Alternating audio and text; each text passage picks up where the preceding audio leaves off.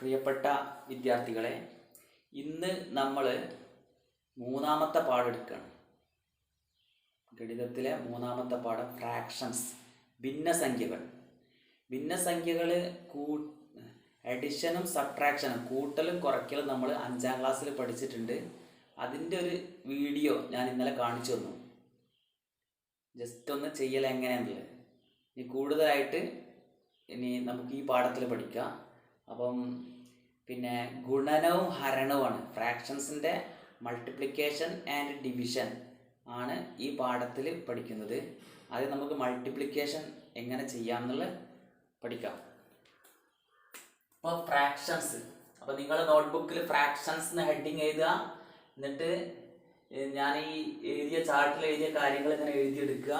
എന്നിട്ട് ഞാൻ പറയുന്ന വർക്കുകൾ ചെയ്യുക. അപ്പോൾ ഇവിടെ 500 ഗ്രാം അരി അല്ലെ പഞ്ചസാര എന്തെങ്കിലും, അപ്പം 4 500 ഗ്രാം പഞ്ചസാര ഉണ്ട്. 4 500 ഗ്രാം പഞ്ചസാര എത്ര ഉണ്ടാവും? 2000 ഗ്രാം ഉണ്ടാവും. 4 500 ഗ്രാം 2000 അല്ലേ? അപ്പം 4 500 2000, അപ്പം 2000 ഗ്രാമാ പഞ്ചസാര. അത് എത്ര കിലോഗ്രാമാ? 2000 ഗ്രാം എന്ന് പറഞ്ഞാൽ 2 കിലോഗ്രാമാണ്. 1 കിലോഗ്രാം 1000 ഗ്രാം, 1000 ഗ്രാമാണ് 1 കിലോഗ്രാം. അപ്പം 2000 ഗ്രാം 2 കിലോഗ്രാം. അങ്ങനെ നമ്മൾ ഈ 500 ഗ്രാമിനെ നമ്മൾ കിലോഗ്രാമിലേക്ക് മാറ്റുക. അതിനാണ് നമ്മൾ പോയിന്റ് ഉപയോഗിക്കും, അതുപോലെ ഭിന്നസംഖ്യ ഉപയോഗിക്കും, ഫ്രാക്ഷൻ ഉപയോഗിക്കും. ഇവിടെ നമ്മൾ ഫ്രാക്ഷനാണ് ഉപയോഗിക്കുന്നത്. ഇപ്പോൾ 500 ഗ്രാം എന്നുള്ളത് നമ്മൾ എന്ത് പറയാം? 1/2 കിലോഗ്രാം എന്ന് പറയാം. 1/2 പറഞ്ഞാൽ 1/2 കിലോഗ്രാം. 500 ഗ്രാം എന്നുള്ളതിന് അത് കിലോഗ്രാമിലേക്ക് നമുക്ക് പോയിന്റ് വെച്ച്, ദശാംശ സംഖ്യകൾ വെച്ച് ചേഞ്ച് ചെയ്യുക. അതുപോലെ ഭിന്നസംഖ്യകൾ വെച്ച് ചേഞ്ച് ചെയ്യുക. ഇവിടെ നമ്മൾ ഭിന്നസംഖ്യ പഠിക്കുന്നത് കൊണ്ട് ഭിന്നസംഖ്യയിലേക്ക് ചേഞ്ച് ചെയ്യുന്നു. 1/2 കിലോഗ്രാം. അപ്പോൾ 1/2 കിലോഗ്രാം. 1/2 കിലോ എന്നറിയില്ല നമ്മൾ? 1/2 കിലോഗ്രാം. അപ്പോൾ 4 × 1/2. നമ്മൾ എങ്ങനെയാണ് ഈ കണക്ക് ചെയ്യാൻ നോക്കുക? 4 × 1/2 നമ്മൾ ചെയ്യുമ്പോൾ ശ്രദ്ധിക്കേണ്ടത് ഗുണിക്കണേ. ഭിന്നസംഖ്യകൾ ഗുണിക്കൽ നേരിട്ട് ഗുണിക്കുക. അംശവും തമ്മിലും ഛേദം തമ്മിൽ നേരിട്ട് ഗുണിക്കുക. ഒന്നും ചെയ്യണ്ട, നേരിട്ട് ഗുണിച്ചതിന് ശേഷം ഇത് നമ്മൾ അതിനെ ഏത് ഭിന്ന നോക്കിയിട്ട് മാറ്റി എഴുതണം. അപ്പോൾ ഫസ്റ്റത്തെ നോക്കുക, ഈ 4 ഒറ്റക്ക് അവിടെ ഉള്ളത്. ഈ 4 ഒറ്റക്ക് എന്ന് പറഞ്ഞാൽ ഇതിൻ്റെ ഭിന്നസംഖ്യ ശരിക്കും 4/1 ആണ്. 4/1 ആണ്. അപ്പം 4 1 4 1 2 2. ഈ ഒറ്റക്കുള്ള സംഖ്യ അംശാക്കിയാൽ കൂട്ടുക. മനസ്സിലാക്കണം, ഒറ്റക്കൊരു സംഖ്യ ഉണ്ടെങ്കിൽ അത് ന്യൂമറേറ്ററാണ്. 4/1 ആ ശരിക്കും. ഈ 1 എഴുതൂല. അപ്പം 4 1 4, പിന്നെ ഇവിടെ 2 ഉള്ളൂ. ഇവിടെ 1 2 2, ഇവിടെ 2 മാത്രമുള്ള 2 ഇവിടെ എഴുതുക. അപ്പം 4/2 എന്നാണ്. ഇതിനെ നമുക്ക് മാറ്റി എഴുതണം, കാരണം ഇത് മോർ ദാൻ 1 ആണ്. ന്യൂമറേറ്റർ വലുതും അംശം വലുതും ഡിനോമിനേറ്റർ ഛേദം ചെറുതുമാണ്. ഇത് 1നേക്കാൾ വലുതാണ്. അപ്പോൾ 2ൽ 2 എന്ന് പറഞ്ഞാൽ 1, പിന്നെ 2ൽ 2 ബാക്കിയുണ്ട്. മനസ്സിലായില്ലേ? അപ്പം 4ൽ എത്ര 2 ഉണ്ട്? 4ൽ എത്ര 2 ഉണ്ട്? 4നെ 2 കൊണ്ട് ഹരിക്കുക. ബൈ എന്ന് പറഞ്ഞാൽ ഡിവൈഡഡ് ബൈ ഹരിക്കുക. 4ൽ എത്ര 2 ഉണ്ട്? 2. ബാക്കിയുണ്ടോ? 4ൽ എത്ര 2 ഉണ്ട്? 2 2 4. ബാക്കിയുണ്ടോ? ബാക്കിയില്ല. അപ്പോൾ 2 കിലോഗ്രാം എന്നാണ് ആൻസർ. ഇവിടെ കണ്ടില്ല നിങ്ങൾ? 4 × 500 ഗ്രാം നമുക്ക് 2 കിലോഗ്രാം കിട്ടി.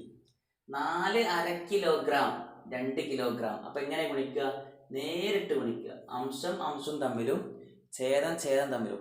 ഇവിടെ ഈ ഭാഗത്ത് അംശം മാത്രമേ ഉള്ളൂ. അപ്പോൾ ഈ അംശവും തമ്മിൽ ന്യൂമറേറ്ററും തമ്മിൽ 4 1 4/2. 4/2 = 2 കിലോഗ്രാം. വേറെ നോക്കിയാൽ 4 × 250 മില്ലി ലിറ്റർ. അപ്പം 1000 മില്ലി ലിറ്റർ ആണ് 1 ലിറ്റർ.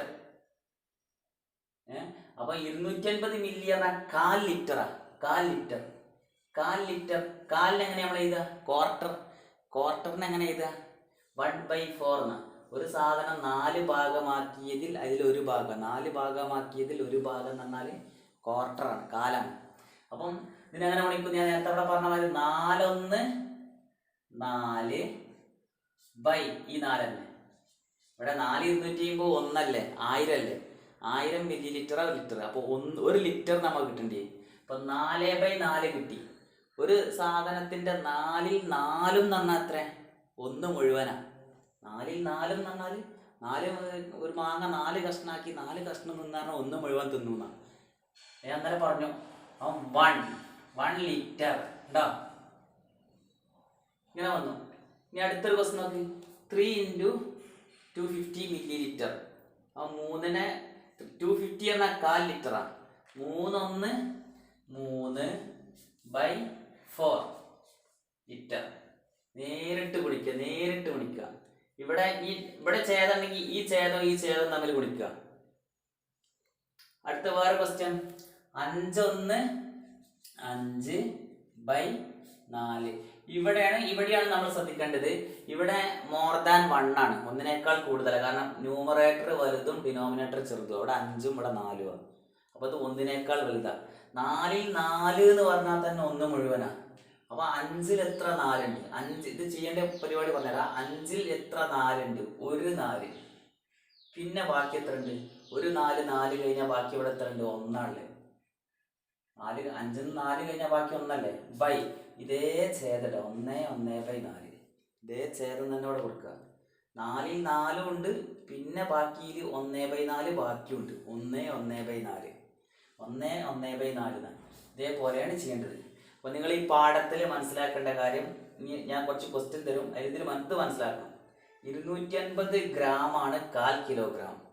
നമ്മൾ പിന്നെ ഗ്രാമിനെ കിലോഗ്രാമിലേക്ക് മാറ്റണം, പിന്നെ അതിനെ ഗുണിക്കണം.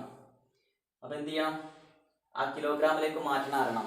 250 ഗ്രാം എന്ന് പറഞ്ഞാൽ 1/4 കിലോഗ്രാം, 500 ഗ്രാം എന്ന് പറഞ്ഞാൽ 1/2 കിലോഗ്രാം, 750 ഗ്രാം എന്ന് പറഞ്ഞാൽ 3/4 കിലോഗ്രാം. അപ്പോൾ ഇതൊക്കെ നോട്ട്ബുക്കിൽ എഴുതിയെടുക്കുക.